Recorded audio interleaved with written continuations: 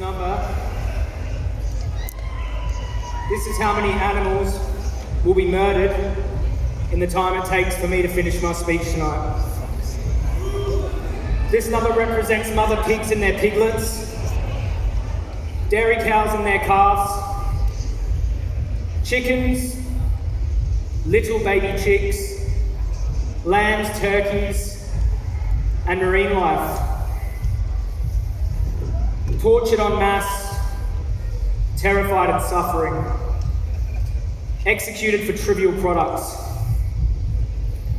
This is happening right now as we enjoy this festival.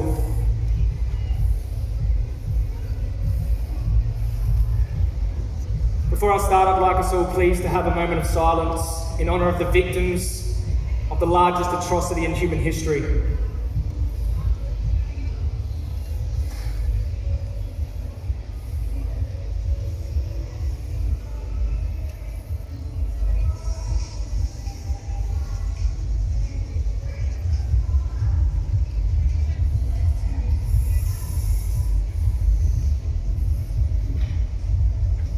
These animals are not just a number, a barcode or an ear tag. They're individuals, each having their own subjective experience. This was one of them. So were they. So were they. Sometimes we can get caught up in the numbers because they're so large, which annually is in the trillions. It's just incomprehensible. But keep this insane number in the back of your mind throughout my talk. So my name is Joey Armstrong, and you might know me online as Joey Carbstrong. I'm a vegan animal rights activist.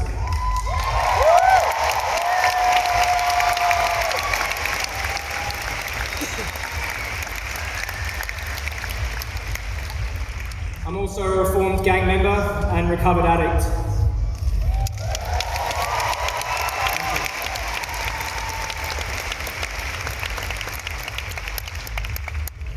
A lot of you know my background, but just briefly, I spent about 12 years going down the wrong track. From 14 to 26 years old, I got involved with drugs young, street crime, street gangs young, violence, and then organised crime gangs.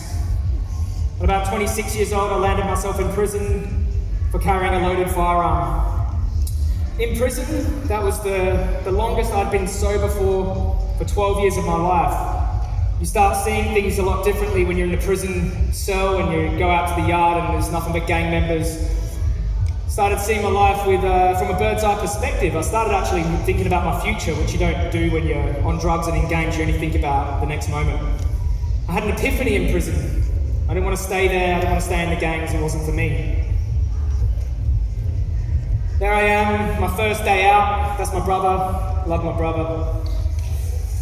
About a month after my release I went vegan. I had a seed planted on house arrest a little while beforehand, but you know, when I got out, got sober, I just had this feeling of hypocrisy and I couldn't stand it. When I was a meat eater, I used to call people out for it. Don't say save the whales, save the dolphins, save the orangutans in the rainforest when you've got a piece of a cow on your plate. I couldn't stand it. And you know what? I just looked inside myself and I said, that's me. That's me. So I did what a lot of you here did, and I aligned my actions with my morals, what I think about myself and what I do. I left the gangs, high-level organised crime gangs, shortly after that, which was one of the hardest things I ever had to do. I was on my own. But being sober, being vegan and being out of gangs didn't solve my problems. I was in a storm for years that I pulled myself out of. I was riddled with trauma, shame, having violent nightmares every night. I was uneducated, no social skills, nothing to show for my life. I was lost. Completely lost my identity that I'd built up as a gang member and all this. All of these years, all I knew was drinking, doing drugs, hanging out with my mates in the gang world, and I had nothing else. I didn't know who I was or what I was even doing here. The two most important days of your life are the day you were born and the day you find out why. I spent years causing negativity, violence, and pain for my family. What legacy would I leave behind? Because up until now, it hadn't been a good one. I thought, I have to give something back. I remember going to sleep during the day and waking up after a nap, and for some reason, being in a state of sleep and waking up, losing consciousness for that moment, made me think of my own mortality. Thinking, I'm going to die. My father's going to die, my mother's going to die, we're all going to die. I'm going to die. And I also had this fire. It's like a pronounced feeling in my heart.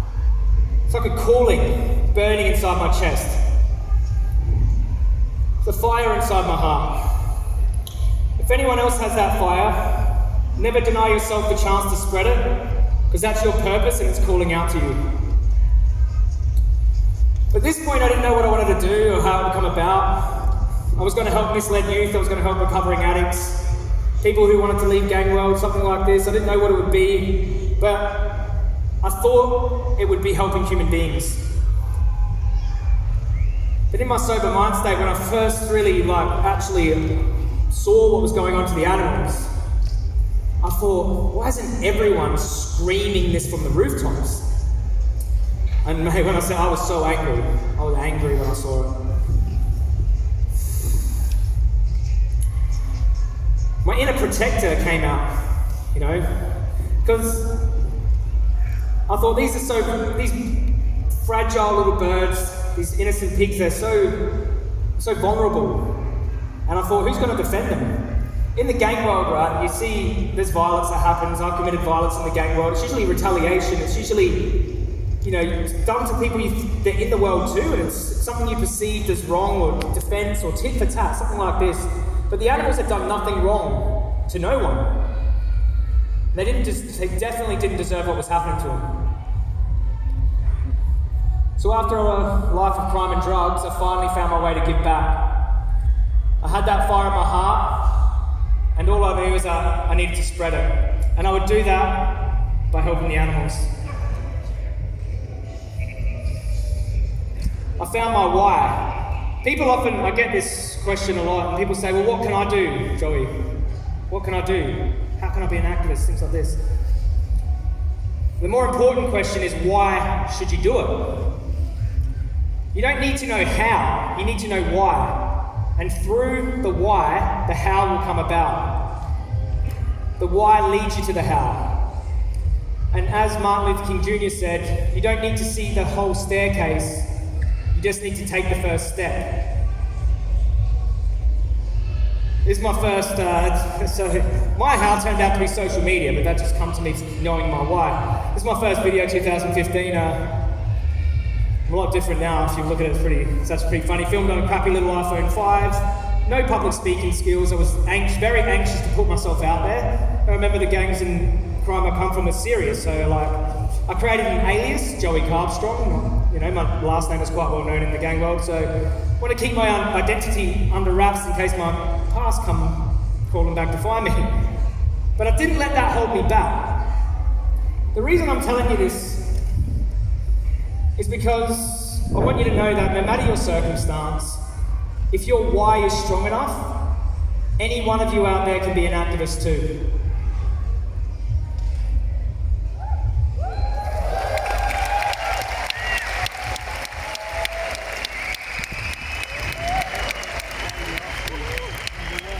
I wish he was right here, right now, wouldn't that be good? Yeah. Woo! I'd like to take this time to give Gary Orofsky his flowers. Gary Orofsky was an animal liberation activist who had a huge legacy of activism. He did activism in various forms. He served prison time for liberating mink from a fur farm. And when he was released, he went on to become one of the most well-known, prolific animal rights lecturers of all time. He's best known for his viral speech, the best speech you'll ever hear. If you haven't heard it, go check it out. He's one of my all-time inspirations, actually. He was a fighter, he was a great man, and he wasn't a perfect man, but none of us are we? He tried his damn hardest to the end, until he had nothing left in the tank. In 2017, when Gary retired, he wrote his retirement letter, "Tag, you're it."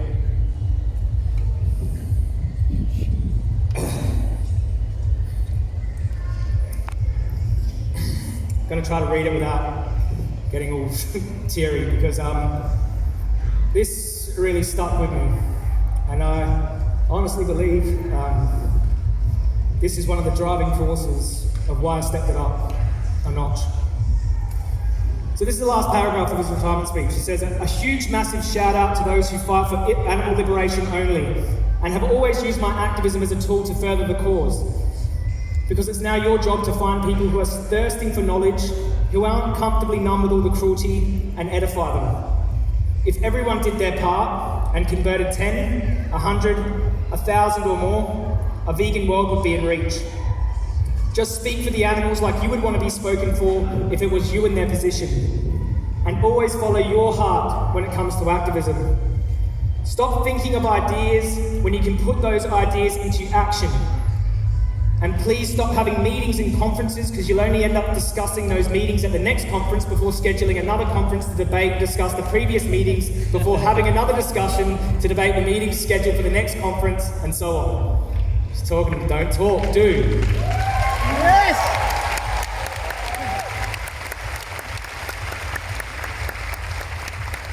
He says, "In my prime, I was a man of action who lived by the adage that if you wanted something done right, then you actually had to do it and do it yourself. You should live by that adage too. Put those tears, all that anger..." Yes, Joey! Woo!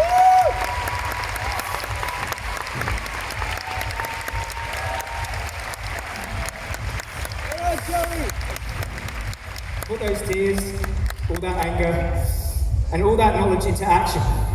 You'd be amazed at the results. Unfortunately, you discover that enlightenment is bittersweet. Seeing the truth, knowing the truth, and living the truth is wonderful.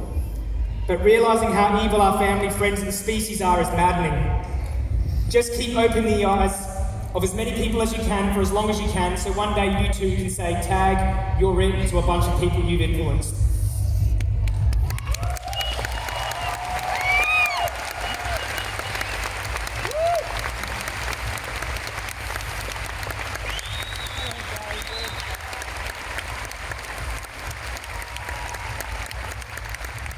So I'm obviously one of the activists that took Gary's words to heart. His words sent me on a trajectory for my 2018 Vegan Prophecy Tour. On January 1st, 2018, I set my New Year's intention, and it was to bring the ethical vegan message to the forefront of the mainstream media in the UK, and that's exactly what happened. I had a media run in the UK that reached millions of people with the animal rights message, and it was a roller coaster of ups and downs, and I was not mentally prepared for it at all. But since then, I've been featured across TV stations, radio stations, documentaries, and have accumulated nearly 300 million views across social media, all for the animals.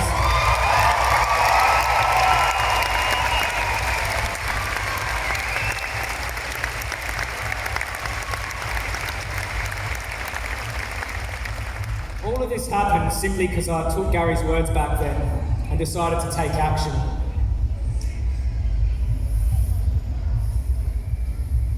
In 2021, I started my Uncovered series. Before I tell you some of my experiences in the farms, I want you all here, and this is really important actually, to give a huge round of applause to all the anonymous investigators who take great risks to bring out the undercover footage.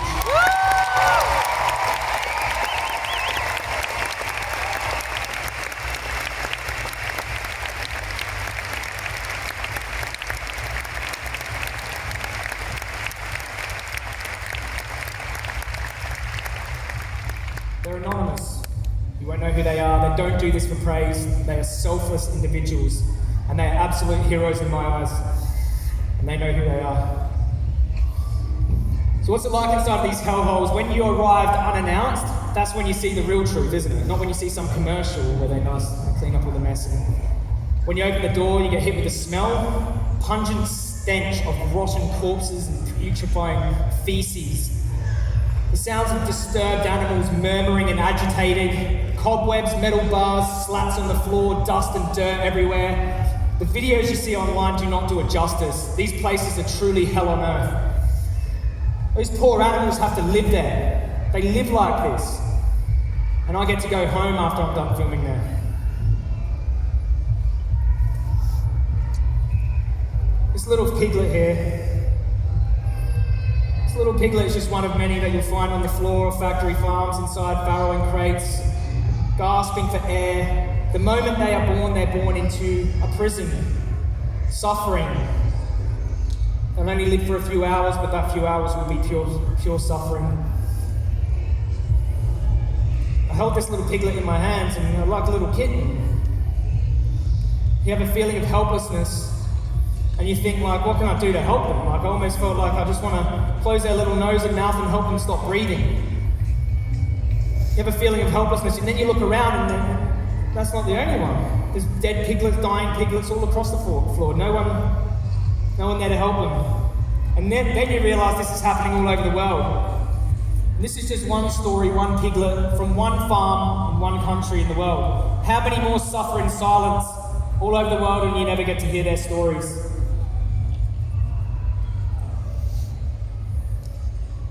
This is a 3-story mega egg farm in the UK. I've never seen anything like it. Something out of like a Matrix horror movie.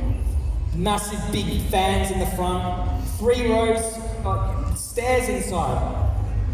Insane. I was laying on the grass looking at it and it's massive. I just don't know how humans can create this thing.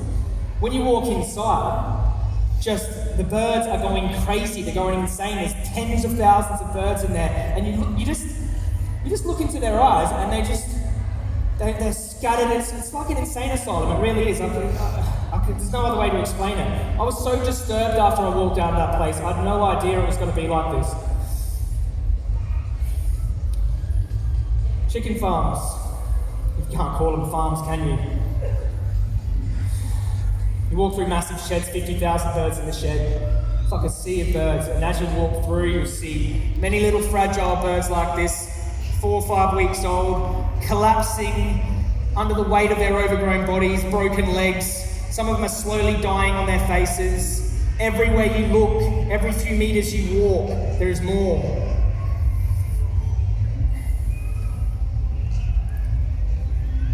Dairy farms. It's an intensive one in the UK. Lame, limping cows, walking in their own diarrhea, bellowing out to their stolen calves, who are stuck in isolation pens, which are really just prisons, not too far away from them. They can hear their own calves, and the calves can hear their mothers. Maternal trauma. Disgusting. Holding a dead animal in my hand, it's a horrible feeling, eh? Cold, stiff, dead, like no more life left in them. I picked these animals up to show the people watching this video who the victims are. Their death must have been horrible. And people think, oh, they just go to a slaughterhouse. No, many of them die like this. Some bodies are still warm. Some are on their final breath. You'll see them breathing. You'll walk around, document, you'll come back and they've stopped breathing. They've died while you've been there. The suffering these animals endure is beyond comprehension. And when I started visiting these places, it's a real reality check. We've all seen the footage, but being inside with the animals is it's a whole nother level. This is 2017. This is a halal slaughterhouse in Bali. I was meant to do I was actually going there to do a vigil because I was like into the save movement at this time, and I thought, one step better would actually be just going inside. A friend of mine managed to get us access to this place. This beautiful cow was slashed across the throat, held down in a machine with a rope through their neck, slashed across the throat. The blood sprayed right past me here, and they were vomiting out of a hole in their neck. The most disturbing part about this was watching their face get skinned, nose cut off, eyes cut out. This is what happens inside a slaughterhouse. The slaughterhouse in Austria here, 2018, this was the morning of my birthday. We spent hours sitting with these pigs in the holding pens outside as they nuzzled us.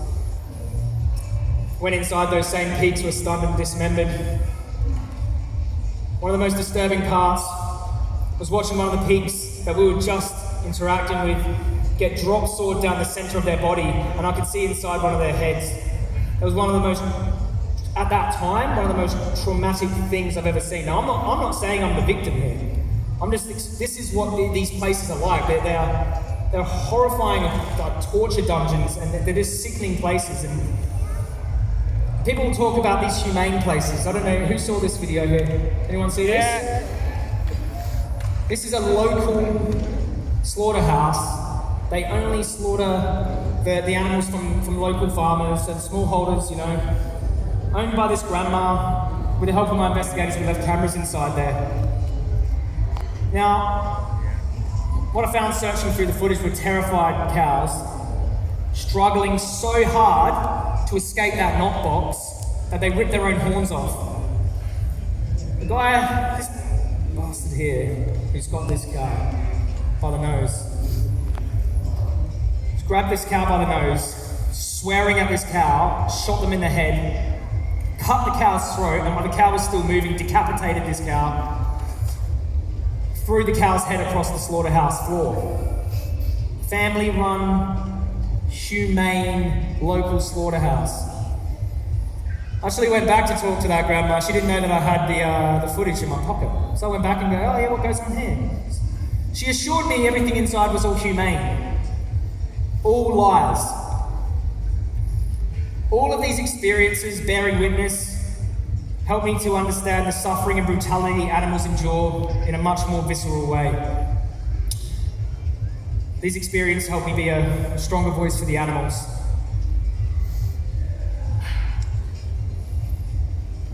Tulip.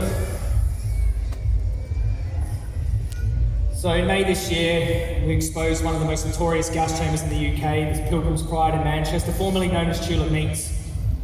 Notorious because you can hear the pigs screaming from the sidewalk. I've spent a few vigils there and spent a few times hearing the pigs screaming from the side of this place, and I knew what was going on there. It's probably the same thing that goes on in all gas chambers, something horrifying. And lo and behold, the footage that we obtained was harrowing and disgusting, shocking. The footage received 2 million views across my social media in the first week. Guardian did an article on it, and say the Pilgrims corporate weren't very happy about it. Went back to the slaughterhouse to apply some pressure. This guy here on the right, he's been working there 20 years. He gaslights all the activists out the front there, tells you, no, those screams aren't gassing, those screams aren't pigs suffering, those screams are the pigs like mating together or just playing rough or whatever. Gaslighting. And you know, I felt really good to grab that footage and go, hey, you've been lying to us this whole time, now we've exposed you. Corporate staff tried to deny it was their chamber, but they couldn't deny it to me because I was the one who put the cameras in the chamber, me and my team. Pilgrims knew this footage was part of a much wider investigation expose coming to light in a documentary that I've been working on, because I had to send them a right to reply. Some allegations in the film, there's more than this. So they were under a bit of pressure. And I know for a fact that they were not happy about this Guardian article. Can't tell you how I know, but I know. They weren't happy about it being up, but they couldn't do anything about it. 2 weeks later, Pilgrims UK announced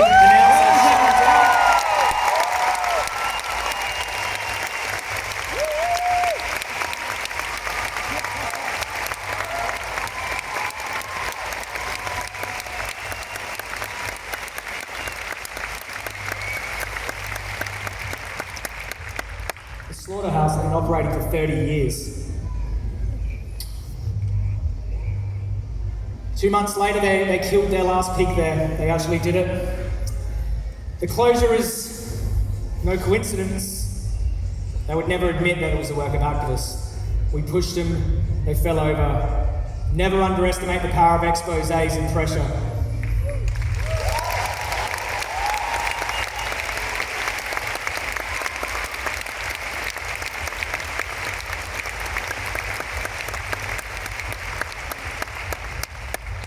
Amongst all the chaos, been working on this documentary since 2019, November 2019. We've worked so hard on this and taken so many risks to complete it. I'm getting ready to release it soon in the coming months.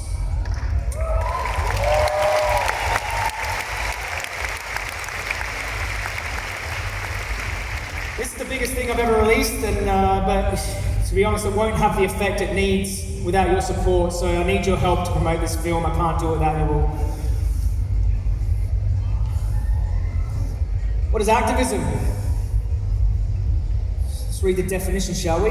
Activism is defined as the policy or action of using rigorous campaigning to bring about political or social change.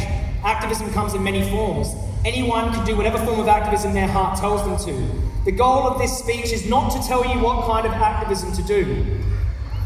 The goal of this speech is to remove some of the personal barriers you might have and inspire you to get started. Many things can hold activists back, but this is some of the things I believe. This is what helped me. The fear of criticism. And I'm not talking about constructive feedback. I'm talking about character attacks, questioning of your motives, backhanded criticism, real negative stuff. This can hold activists back. You can never let the fear of criticism hold you back from being an activist. I'm my own worst critic, but on top of that, I get criticised by meat eaters and anti-vegans. Just check out my Facebook comment section. Even by vegans and other activists. Those seem to hurt the most. There's only one way to avoid being criticised. Say nothing, do nothing, and be nothing. When I was in gangs using drugs, hurting people around me, I was getting criticised. I turned my life around, started speaking up for animals, trying to change the world, create peace, still getting criticised. So the point is, you've got to be criticised no matter what you do, so you might as well follow your heart.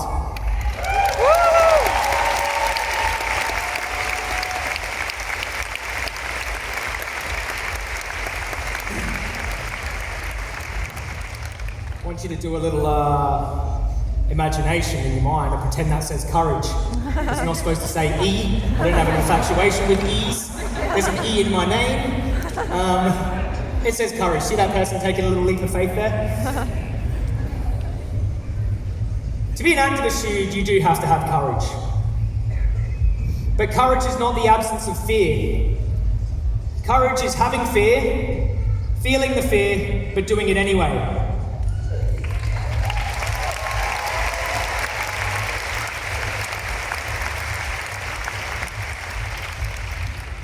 One way of tackling the fear is by having perspective, which is why I showed you what those animals are going through in those farms and slaughterhouses.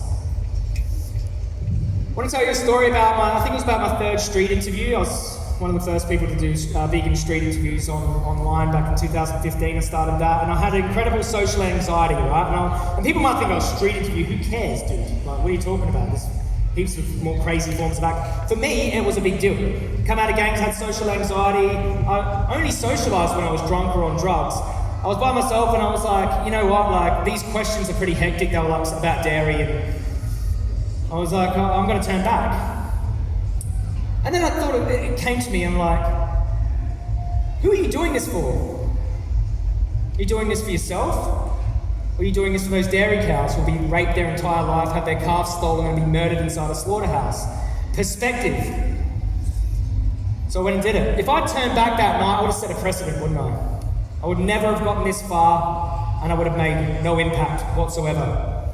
So do not let fear hold you back. Courage is not something you are born with. Courage comes from slowly stepping out of your comfort zone over time. And you have to take risks. Nothing amazing ever happens inside your comfort zone. You just have to take the first step.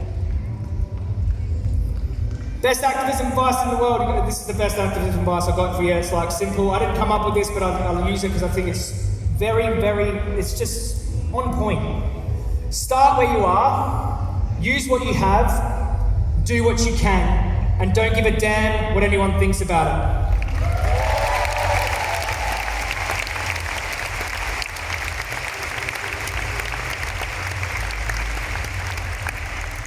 Another fear that can hold you back, the fear of failure. Don't let that hold you back either. You're gonna have failures along the way. I've failed many times publicly in front of thousands of people. You will make mistakes. I've made many, and don't worry, I hear about it when I do. But it's not the failures that make us, it's whether we don't let them stop us. It's a good quote again. I don't think I've heard this one before, it's a great one. It's not how many times you fall, but how many times you pick yourself back up and keep going. You've been there before, haven't you? Do you know what the worst kind of failure is? It's not even trying to begin with.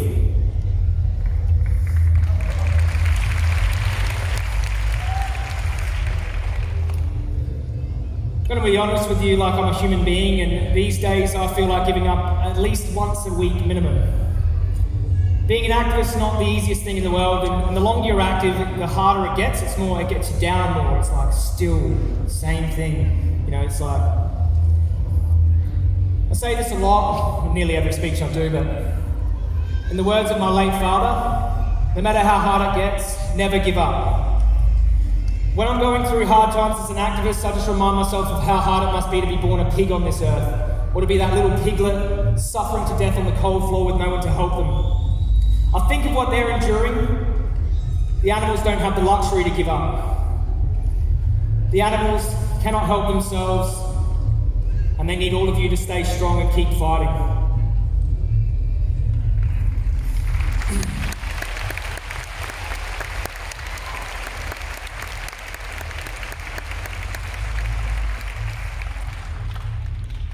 This is a war waged against innocent animals, a war of misinformation, a war of propaganda, a war against the most vulnerable who have no chance to escape, a war against those who can't even fight back and can't even defend themselves. Ex-vegans, carnivores, media and industry lies. More non-vegans are being born every second. So the question is, are we winning? Yes.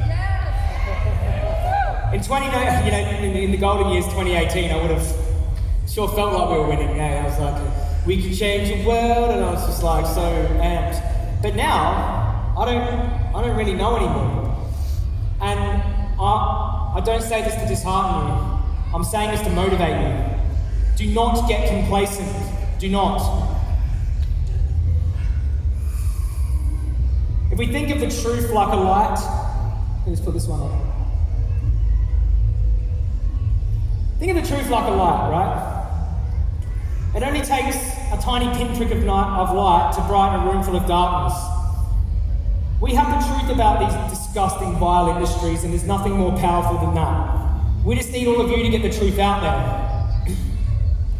And if I think of each of you activists to be like a candle, remember, it only takes one candle to light a million candles. And I want to ignite that fire inside you all so you can get out there and spread it. I believe in you, if you don't believe in yourself.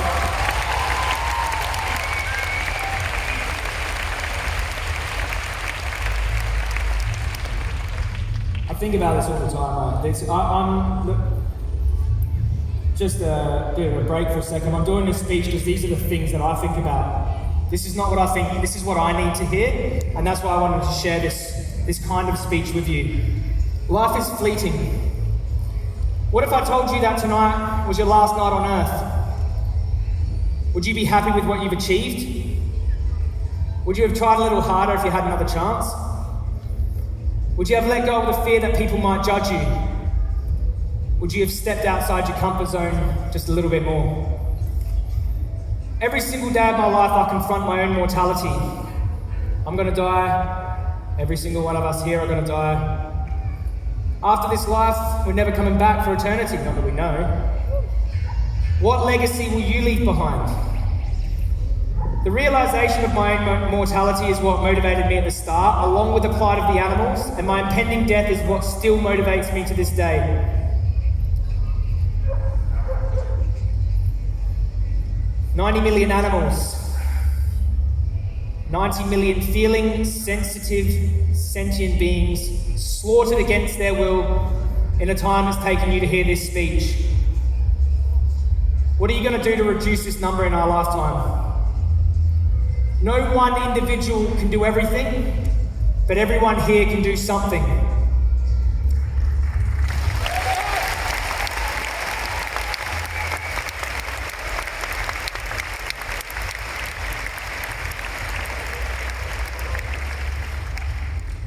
Knowing what you know now, would you let fear hold you back? The fear of what other people think? Or will you take that knowledge, the anger and the tears, and get out there and put it into action? I'll leave you with this. The world will not be destroyed by those who do evil, but by those who stand by and watch. So let's get out there and do something.